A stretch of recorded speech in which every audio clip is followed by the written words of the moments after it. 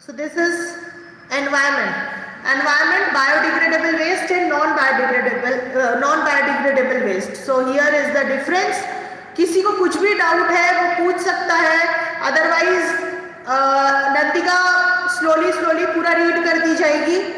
आपको कहीं कोई भी डाउट है पूछ सकते हो, और कहीं भी जरूरी हुआ then I will explain that part. So just raise hand or write in chat for any doubt. Yes, Nandika, please start reading. Our environment. Wastes are of two types that are generated on a daily basis in our environment. First is biodegradable and the other one is non-biodegradable. Biodegradable wastes are those wastes which can be broken down by biological processes. They are mainly produced from plant and animal sources like vegetable peels, meat, bones, etc. Decomposition of waste is accomplished by enzymes released by microbes in order to digest this organic waste and consume it. Non-biodegradable wastes. These wastes cannot be broken down by any biological process. They are usually man-made like plastic, metal, glass, etc. Waste is any unwanted, unusual and rejected material. Waste can be categorized according to its source: municipal, agricultural, industrial, etc. In general waste, there are three types: liquid, gaseous and solid. Okay, so students, जब आप difference लिखते हो biodegradable waste और non-biodegradable, so when the bio word comes in between of any of the word, कि bio आता है तो मतलब वहां पर कुछ process से related बात चल रही है. तो याद रखो जब तुम biodegradable waste लिखोगे difference, तो उसमें renewable और non-renewable का difference मत लिख देना, क्योंकि लोगों को ये कंफ्यूजन होता है कि रिन्यूएबल और नॉन रिन्यूएबल रिसोर्सेज जो होते हैं, हाँ गौरव, कि रिन्यूएबल और नॉन रिन्यूएबल रिसोर्सेज का जो डेफिनेशन होता है वही लोग डिग्रेडेबल में लिख देते हैं. ये गलती भूल कर मत करना. ब्रोकन डाउन ऑफ थिंग्स तो ठीक है, but with the help of biological process. ये दो वर्ड्स जो होते हैं जो नॉन बायोडिग्रेडेबल और बायोडिग्रेडेबल को डिफरेंशिएट करते हैं बायोलॉजिकल प्रोसेस लगाने से. हाँ, so now the next is again the types of waste. तुम्हारे कॉलोनी में आता है कबाड़ी वाला. Yes Shreyansh, biological process.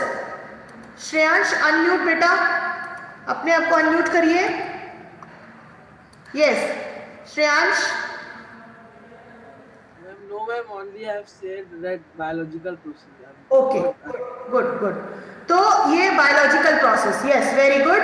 अब हम आते हैं इसके बाद द टाइप्स ऑफ वेस्ट. कचरा वाला आता है. कचरा वाला रायपुर में बहुत आता है कि कचरा वाला आया, कचरा निकाल. ऐसे लोग गाना भी लगा के रखे कि कचरा निकालो करके. तो अब जो उसमें तुमने देखा होगा बिन्स होते हैं, green beans and blue beans. क्यों बोला जाता है सूखे को एक में डालो, गीले को एक में डालो? क्यों बोला जाता है कि डिकम्पोज होने वाला एक में डालो, नॉन डिकम्पोज वाला एक में डालो? बहुत से लोग क्या करते हैं कि जो जैसे हम लोग घर में प्लास्टिक की बॉटल्स यूज करते हैं, मिरिंडा लेकर आए हुए हैं, हम सब्जी का कुछ कचरा रहता है उसी में प्लास्टिक की बॉटल्स भी डाल देते हैं और फिर हम एक कचड़ेदान में डाल देते हैं. क्या ये करना सही होता है? बिल्कुल भी नहीं, क्योंकि वो प्लास्टिक की बॉटल को सालों हो जाते हैं, वो डिकम्पोज नहीं होता. उसके अलावा वो जो प्लास्टिक है वो अगर किसी मिट्टी में चले जाए तो वो उसकी फर्टिलिटी को भी खत्म कर देता है. तो एक तो ये चीज हो गई. दूसरी, ये जो टाइप ऑफ वेस्ट है, ये जो वेस्ट हमको ये बताता है, जैसे गैसियस वेस्ट तुम्हारा जो है, ये जो गैसियस वेस्ट है, ये गैसियस वेस्ट हम क्यों बोलते हैं? चिमनी से जो गैस निकल रही होती है इंडस्ट्रीज के, गाड़ी लोग सर्विसिंग नहीं कराते हैं, लोग बड़ी बड़ी गाड़ियां खरीद लेते हैं, अंदर इंजन जो उसका इंजन ऑयल जल चुका रहता है, उससे जो गैस निकल रही होती है, ये सारा कुछ कहाँ जा रहा है? एयर में जा रहा है. एयर में जा रहा मतलब वो एयर के प्योरिटी को डिस्ट्रॉय कर रहा है.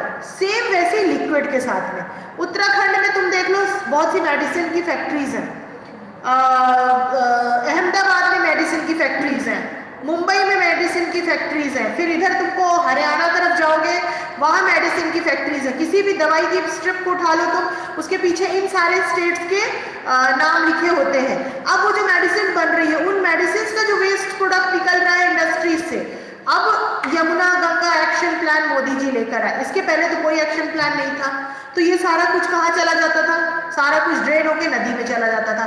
अब वो नदी में जा रहा है मतलब वहाँ यूट्रॉफिकेशन हो रहा है, तुमने बायोमैग्निफिकेशन पढ़ा हुआ है, यूट्रॉफिकेशन हो रहा है मतलब वो उस नदी के सारे जू प्लैंक्टन्स एनिमल्स को और सारे फाइटो प्लैंक्टन्स प्लांट्स को खत्म कर दे रहा है वहां के, क्योंकि जब पानी में ऑक्सीजन ही नहीं रहेगा और ये सारा केमिकल ऊपर जाके सेटल डाउन होगा, इनडायरेक्टली तुम्हारा ट्रॉफिक लेवल खराब हुआ है ना। अब आते हैं हम सॉलिड वेस्ट पे। सॉलिड वेस्ट मुझे नहीं लगता समझाने की जरूरत है, क्योंकि सॉलिड वेस्ट में ही आता है तुम्हारा हैजार्डस और नॉन हैजार्डस। तो नॉन हैजार्डस इस दुनिया में सबसे ज्यादा वो है प्लास्टिक, वो किसी भी फॉर्म में। हम मार्केट जाते हैं, समोसे लेकर आते हैं, पहले के लोग क्या करते थे, एल्यूमिनियम फॉइल कोई नहीं जानता था, डिब्बा कोई नहीं जानता था,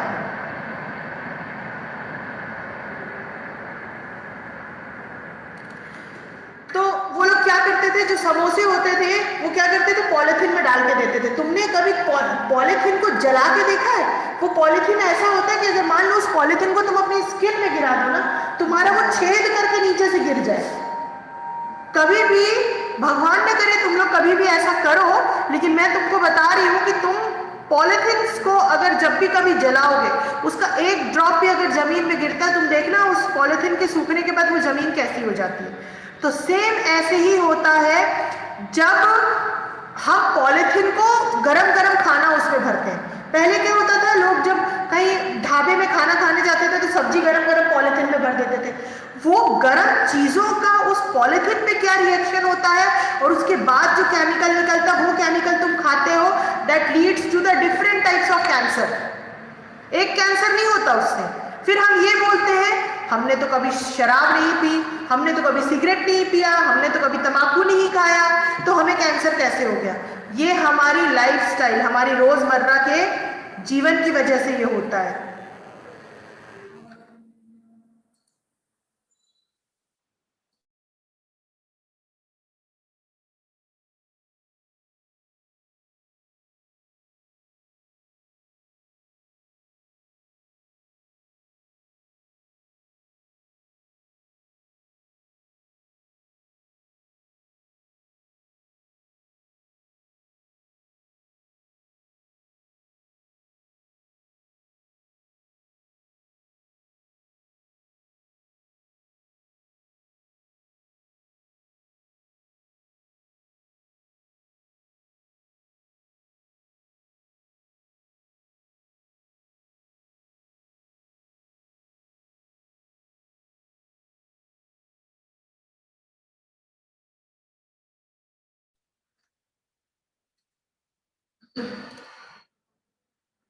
हाँ श्रेयांश, ठीक है, तो ये हो गया आपका different types of waste.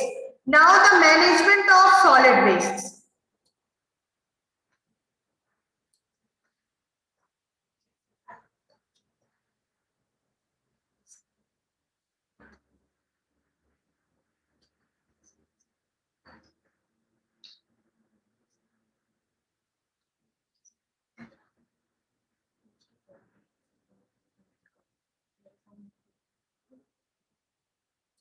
Okay, now the management of solid waste. अब जो ये मैनेजमेंट ऑफ सॉलिड वेस्ट है, ये हमें बताता है दैट रैग पिकर कबाड़ी वाला, ठीक, वो रैग पिकर कबाड़ी वाला उस सॉलिड वेस्ट को कहाँ फेंकता है? तो जो कबाड़ी वाले हैं वो लोग एक जगह जाके बेच देते हैं, एक बड़ी सी शॉप में। वो शॉप में ढेर सारे कचरे इकट्ठे होते हैं, प्लास्टिक बॉटल्स, दूसरे प्लास्टिक प्रोडक्ट्स, वो सारा कुछ ट्रक में भर के कहा जाता है, फिर इंडस्ट्री में जाता है। सेम तुम अगर एग्जाम्पल, अगर इसी का तुम दूसरा एग्जाम्पल ले लो, तो जब हम किसी अच्छी शॉप में खड़े होकर मिरिंडा या माजा पीते हैं ग्लास की बॉटल में, तो वो आपको क्या करता है, ओपन करके बॉटल देता, बोलता पियो और फिर बॉटल रख के जाओ, क्योंकि वो बॉटल तुम्हारे किसी काम की नहीं है। अगेन वो बॉटल इंडस्ट्री जाती है, वॉश होती है। आजकल फेसबुक पे बहुत सी ये क्या बोलते हैं वीडियोस डाले जाते हैं तुम्हारे प्लास्टिक की चीजों के बनाने के, बॉटल्स के बनाने के, कांच के बनाने के, कि इनको 1000 डिग्री सेंटीग्रेड टेम्परेचर में पिघलाया जाता है। फिर अब तुम खुद सोचो, 100 डिग्री टेम्परेचर में जब तुम्हारा वाटर बॉईल होता है, उसके ढक्कन को खुला रखोगे तो ठंडा होने में कम से कम 15 मिनट लगता है। और सेम चीज अगर मैं 1000 डिग्री टेम्परेचर में ग्लास को पिघला के रखी हूँ और मुझे उसको एक शेप देना है कुछ अच्छा सा, जैसे लोग बहुत सा वास बनाते हैं, फ्लावर वास बनाते हैं, बहुत से अच्छे अच्छे शेप्स के, कोई स्वैन बनाता है, कोई डक बनाता है, तो ये सब कुछ शो पीसेस लोग जो बनाते हैं, वो सारा कुछ जो होता है वो ग्लास को पिघला के बनाया जाता है। तो वो जो ग्लास होता है वो एक नॉन बायोडिग्रेडेबल वेस्ट तो है, but it can be reuse again in the different form. अब हम आगे जो पढ़ने जाएंगे वो पढ़ेंगे 7 प्रिंसिपल्स ऑफ वेस्ट मैनेजमेंट। पहले हम ये पढ़ लेते हैं, उसके बाद मैं तुम लोगों को आगे बताती हूँ। Yes Nandika? The seventh principle, management of solid waste. Management of solid waste. Waste management includes collection, transportation, processing and disposal of waste materials. Measures for waste management. Separate bins, respectively blue and green, can be used for disposing non-biodegradable and biodegradable waste separately. Reduction in the use of non-biodegradable products like plastic. Separation of material which can be reused or recycled. The 7 principles of solid waste management, that is reuse, refuse, recycle, rethink, reduce, research, regulation and public awareness should be followed. Wait, Nandika. So the 7 principles, we all know the triangle shape of waste management. कि वो triangle shape एक हमने पढ़ा था जिसमें 3 uses के बारे में बताया था कि 3 वेस्ट से आप सॉलिड वेस्ट को कैसे मैनेज कर सकते हो। तो जब हम पढ़ते थे या हम 2 इयर्स 3 इयर्स पहले जब आपकी क्लास में पढ़ाते थे तो then it is reuse, recycle and reduce.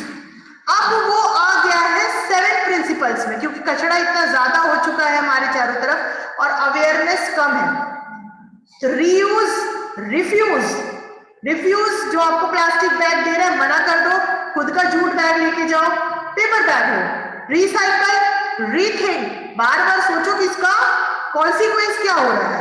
Reduce, research, regulate and public awareness, ये आपके 7 प्रिंसिपल्स है। तो अब याद रखो कि इन केस अगर ये क्वेश्चन आ जाता है कि right any 4 principles of solid waste management या राइट ऑल द 7 प्रिंसिपल्स, तो तुमको ये पता होना चाहिए कि वो 7 क्या है। अब जो नेक्स्ट टॉपिक है that is the depletion of ozone layer. हमने घर के बाहर बहुत कचरा लगाया, धुआं उठ रहा है, सारा कुछ ऊपर जा रहा है। पहले अभी लोगों के घर में गैस चूल्हा आ गया है, पहले लोग बाहर ही आग लगा के लकड़ियों में खाना बनाते थे। लकड़ी काटने के बाद ट्रीज का रिडक्शन, डिफॉरेस्टेशन, और जो उससे जो धुआं उठ रहा है उससे ओजोन लेयर का डिप्लीशन। कहीं ना कहीं से अल्टीमेटली हम अपने आप को जिंदा रखने के लिए फ्यूचर में मरने का पूरा रास्ता क्लियर करके रखे हैं। तो ये है आपका next topic, how we reduce the waste production. Use of recyclable material reduces the generation of wastes to a very large extent. Reduced usage of materials, reusing of materials and using recycled material will reduce the generation of wastes. Ozone is a protective layer of gas in the stratosphere, in the Earth's atmosphere. Sunlight that reaches the Earth consists of ultraviolet radiations, visible radiations, and infrared radiations. In recent years, the ozone layer has depleted rapidly. This is mainly due to an increased concentration of chlorine in the stratosphere. One atom of chlorine can destroy around 100,000 molecules of ozone, which results in its depletion. This chlorine is mainly produced by chlorofluorocarbons, commonly called freons, which are widely used as refrigerants. Ultraviolet light acts on CFCs in the stratosphere and releases chlorine atoms. These chlorine atoms destroy the ozone molecules. अब जो हम अपने पहले हम लोग क्या होता था, जो हम इतने लोग एडवांस हो गए हैं, आप अगर कभी आजादी के बाद के दिनों को देखोगे, 47 के बाद, 50-60 के अराउंड, जब आप लोग नहीं थे, आपके पेरेंट्स आपकी एज में भी नहीं होंगे, शायद पैदा हुए होंगे, तो तुम खुद सोचो तब उनके घर पे कूलर भी बहुत लिमिटेड लोगों के यहाँ था, टीवी भी बहुत लिमिटेड लोगों के यहाँ था, 4 व्हीलर लोगों के यहाँ नहीं थी, लोग साइकिल की राइड एंजॉय करते थे। बट आज हर एक छोटे घर में तुमको एक फ्रिज मिलेगा, हर एक नॉर्मल घर में तुमको एक एसी मिनिमम मिलेगा, हर एक नॉर्मल घर में तुम्हें एक छोटी सी कार मिलेगी, कार नहीं तो चलो बाइक मिलेगी। तो बाइक तो चलो ठीक है, वो हमें फ्यूल दे रहे, वो फ्यूम्स के थ्रू सारा कुछ एयर डिप्लीशन हो रहा है, बट फ्रिज में हम यूज करते जो रेफ्रिजरेंट्स, जो ठंडा करने के लिए हम फ्रिज में गैस यूज करते हैं, that is the chlorofluorocarbon gas. उसका जो इफेक्ट है वो क्या होता है, जो आपके सामने इक्वेशन दिया हुआ है, that is here it is H nu, this is the sunlight. अब इसको हम बोलते हैं फ्रियॉन्स। ये जो क्लोरोफ्लोरोकार्बन है, इसको साइंस की लैंग्वेज में ना बोलकर हम इंग्लिश की लैंग्वेज में फ्रियॉन्स बोलते हैं, जो कि रेफ्रिजरेंट्स में यूज होता है। अब क्योंकि आपको यहाँ पर बता दिया गया है 1 atom of a chlorine can destroy around this much molecules of ozone which results in the depletion। अब ओजोन डिप्लीट क्यों हो रहा है? क्लोरीन की वजह से। अब तुमने ये पिक्चर देखना है, this is the ozone hole, जो कि कहते हैं एंटार्क्टिक रीजन में सबसे बड़ा हो रहा है। अब एंटार्क्टिक रीजन क्या है? ठंडा एरिया है, ठंडा एरिया है तो वहां ज्यादा ट्रीज नहीं है, ट्रीज जो है वो अपने एडेप्टेड एरिया की तरफ है। तो जो ये होल दिख रहा है, this is the black hole, this is the depletion of ozone layer, और उसके चारों तरफ सारे कॉन्टिनेंट्स हैं। तो ओजोन डिप्लीशन का रीजन एक तो ये हो गया, दूसरा उसके कॉजेज क्या क्या हो सकते हैं? तो कॉजेज उसका ये हो सकता है skin darkening, skin cancer, ageing, corneal cataracts. Corneal cataracts मतलब मोतियाबिंद जैसी ही एक बीमारी होती है, जिसमें आंखों के सामने एक लेयर आ जाती है, झिल्ली आ जाती है सफेद या येलोइश, लोगों की आंखों में आती है, या लोगों की आंखें ब्राउन, कहते हैं ना कैट साइज जो बोलते हैं, तो उस टाइप की आंखें हो जाती हैं। It even results in the death of the many phytoplanktons. बहुत से छोटे छोटे प्लांट्स भी इसमें मरने के चांसेस होते हैं। तो ये आपका एक टॉपिक हो गया। Then the environment. अब अगर ये सारा कुछ है, this is a 1 mark question. Define environment, define population, define community, कुछ भी पूछ सकता है, इसलिए मैं तुम लोगों को ये बता दे रही हूँ कि तुम्हारे लिए नया ना हो।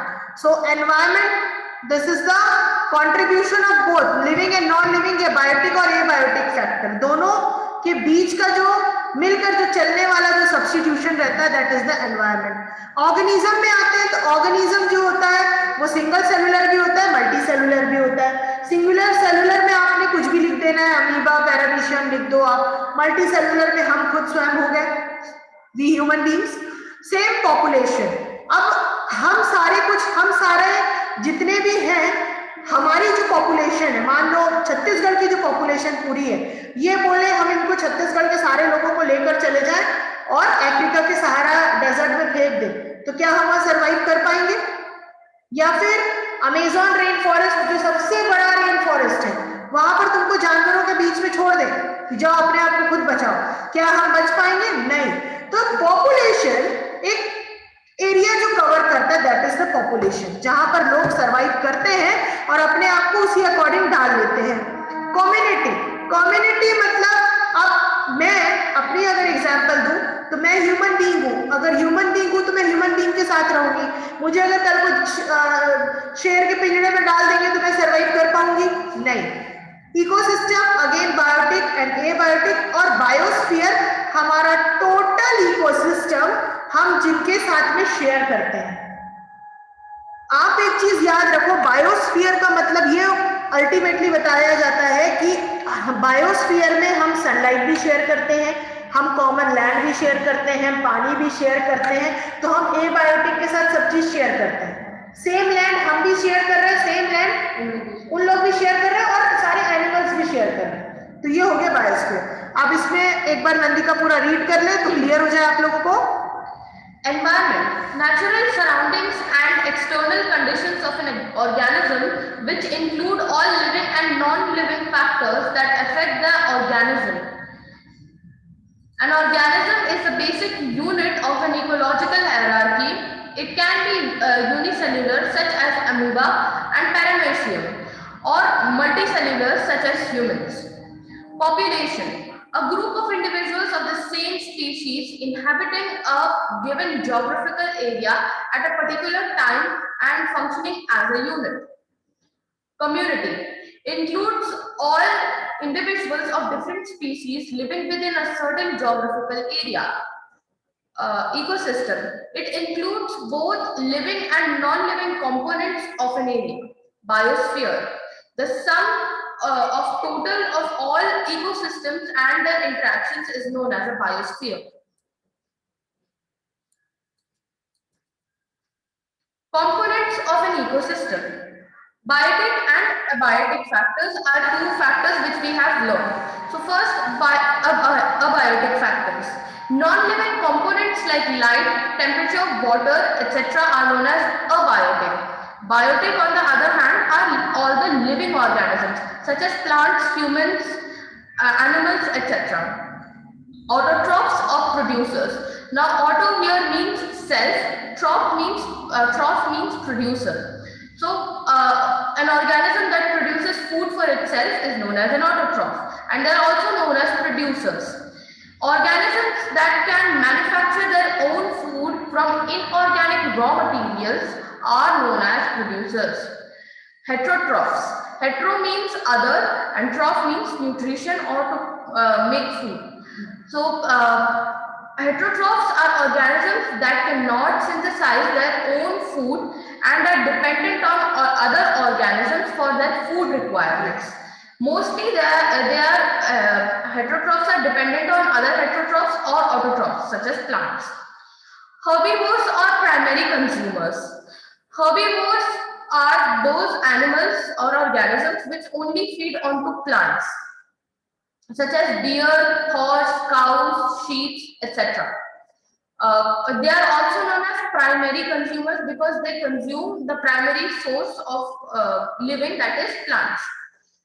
Carnivores. Carnivores are also known as secondary consumers because they consume herbivorous animals. They eat other animals, example frogs, cats, spiders, dogs, etc. Omnivores, on the other hand, feed on to both plants and animals, such as bear, man, etc. Decomposers obtain nutrients by breaking down remains of dead plants and animals, including some fungi and bacteria. Functions of an ecosystem. Productivity. Rate of production of organic matter or food by producers is known as their productivity. Decomposition or recycling of nutrients is breakdown of organic matter or biomass with the help of other decomposers, such as mushroom we have seen.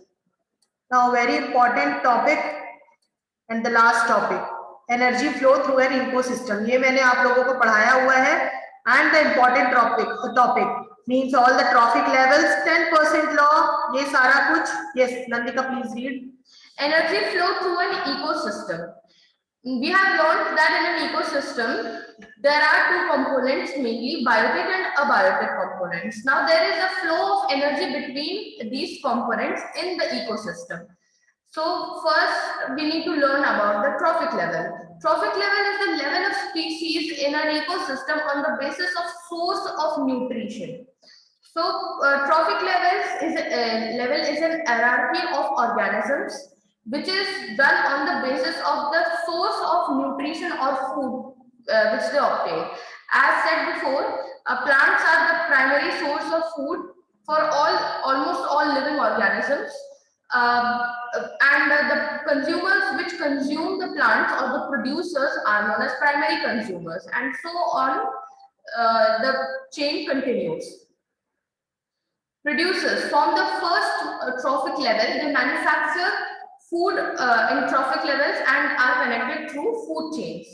Now, a food chain is a linear sequence of organisms in which each organism is eaten by the next member of the sequence. Example, plants, they are eaten by grasshoppers, Grasshoppers are eaten by frogs and frogs are eaten by eagles. So there is a generalized food chain which contains producers, which can be plants, herbivores or primary consumers such as a cow, carnivores or secondary consumers which can be a lion or a leopard, omnivorous or omnivores or tertiary consumers. These can omnivores, as we learned, they consume both meat and plant-based diet. So humans are a very good example of such consumers. And then come the decomposers. Now decomposer does the job of decomposing all the remnants of all these three consumers and one producer.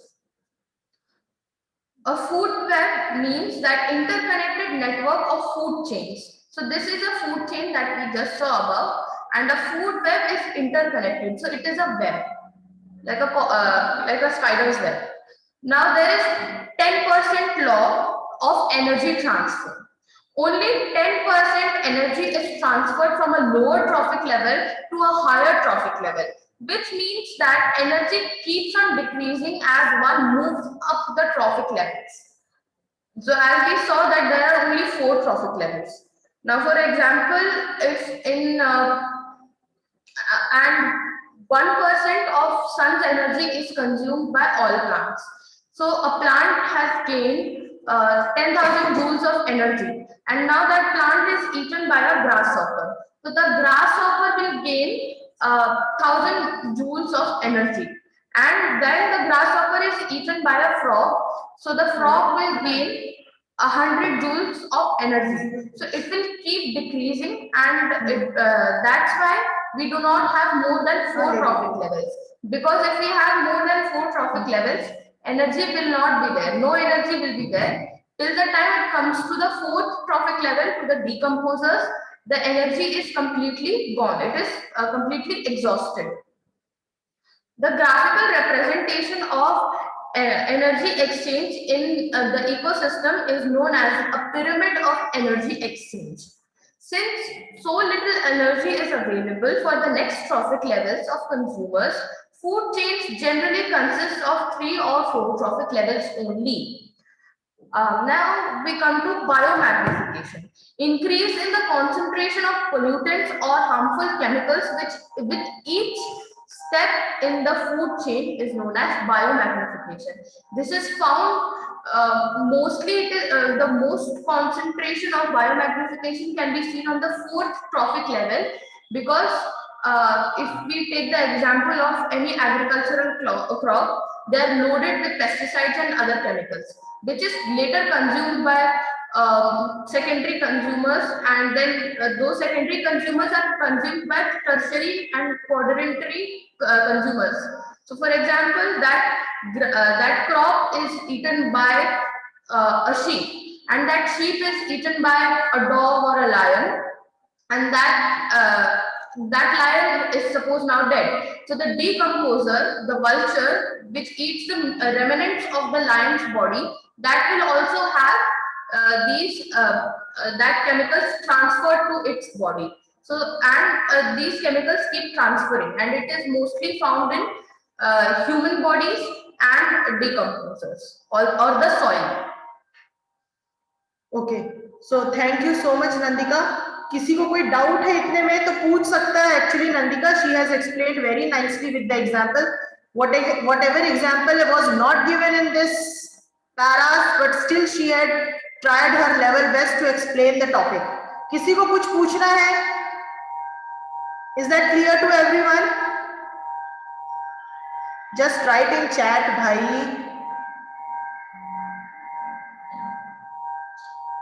Okay. Okay, thank you, Shreyansh. So for today, this much.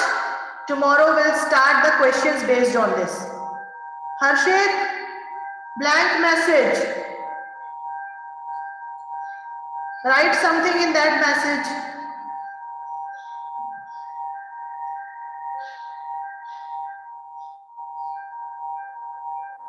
Okay, thank you, Harshit.